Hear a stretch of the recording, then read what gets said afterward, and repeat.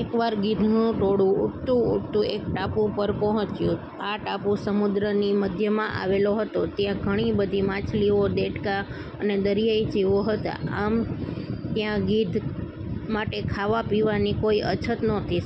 સૌથી સારી વાત એ હતી ત્યાં કોઈ જંગલી પ્રાણી નહોતું જે ગીધનો શિકાર કરી શકે. ત્યાં ગીધ ખૂબ ખુશ હતા. આટલું આરામદાયક જીવન તેમણે ક્યારેય પહેલાં જોયું ન હતું. એ ટોળામાં મોટા ભાગના ગીધ યુવાન હતા. તેઓ વિચારવા લાગ્યા કે હવે તેમને આખી જિંદગી આ ટાપુ પર જ રહેવાનું છે, અહીંથી ક્યાંય જવાનું નથી, કારણ કે એમને આટલું આરામદાયક જીવન બીજે ક્યાંય નહીં મળે. પરંતુ તેમની વચ્ચે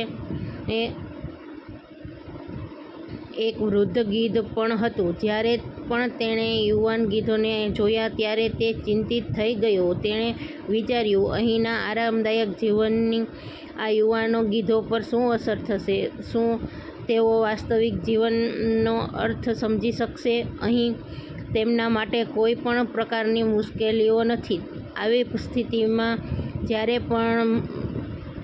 જ્યારે પર કોઈ મુશ્કેલી આવશે ત્યારે તેઓ તેમનો સામનો કેવી રીતે કરશે? ઘણું વિચાર્યા પછી એક વૃદ્ધ ગીધે બધા ગીધની મીટિંગ બોલાવી. પોતાની ચિંતા વ્યક્ત કરતાં તેણે કહ્યું, જે ટાપુ પર આપણે રહીએ છીએ લાંબો સમય થઈ ગયો છે. મારા મતે હવે આપણે તે જંગલમાં પાછું જવું જોઈએ જ્યાંથી આપણે આવ્યા છીએ.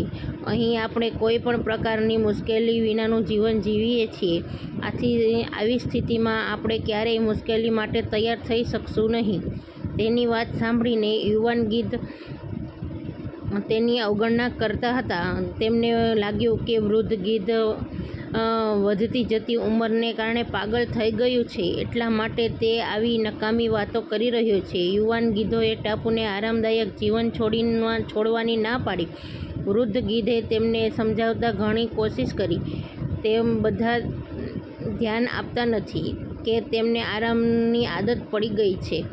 તમે ઉડવાનું પણ ભૂલી ગયા છો. આવી સ્થિતિમાં તમે શું કરશો? જો તમારા પર કોઈ મુશ્કેલી આવશે, વાત સાંભળો, મારી વાત આવો. પરંતુ વૃદ્ધ ગીધની વાત કોઈએ સાંભળી નહીં. વૃદ્ધ ગીધ ત્યાંથી એકલું જ ચાલ્યું ગયું. થોડા મહિના વીતી ગયા. એક દિવસ વૃદ્ધ ગીધે ટાપુ પર ગયેલા ગીધ વિશે પૂછપરછ કરવાનું નક્કી કર્યું. ઉડતો ઉડતો તે ટાપુ પર પહોંચ્યો. ટાપુ પર પહોંચ્યા પછી તેણે જોયું કે ત્યાંનો નજારો બદલાઈ ગયો છે.